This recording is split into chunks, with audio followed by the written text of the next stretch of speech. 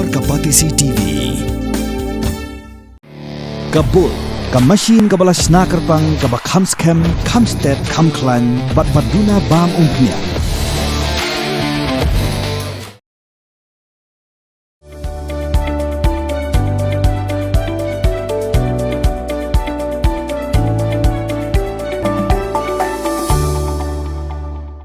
Menteri Ketenat Pudi Putih ke Sorkar Jela walak kemen rembui.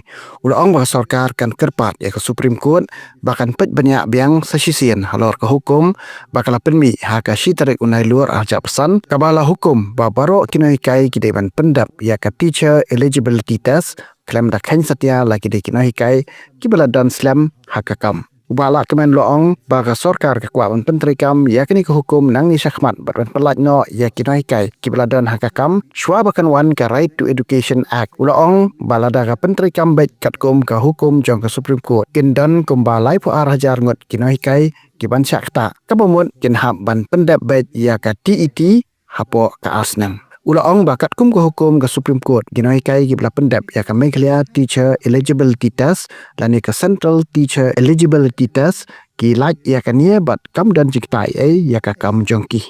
See, it is the question of how you interpret it. Because since the last recruitment, we recruit the teachers as per NCTE norms. So that means they are all qualified teachers. For those who have only in service,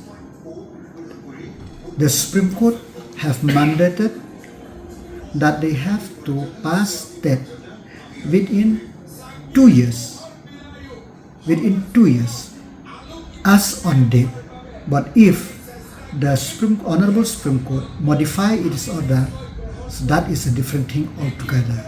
But having said that, once they meet all those criteria, that means they are qualified. Government have already taken a decision that review petition will be filed in the Supreme Court against the judgment of the Honorable Supreme Court on the 1st of September 2025. Around 32,000 plus teachers will be affected. When you actually affected, that means they have to clear the debt. We don't know, maybe all of them will clear the debt also in 2 years. That let's hope it will be like that.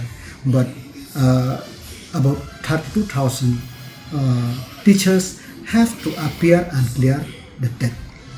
But now the MTET is the exam which the teachers have to clear.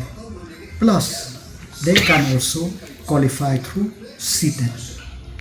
Pen rius kwa ya kaktin la jong pen dan kam ya kabakan kiyo kaktin kasi kaktin la jong akan roy kan pa hakajing ya kop ya lekai ya ki bajob kiyo ya ki medal kakintien khasi kadai takama kidon lajat ki takama gold medal kamut takama kser silver medal kamut takama rupa but bronze medal kamut takama mong amdai renong nama renong kamut brass hakaktin pareng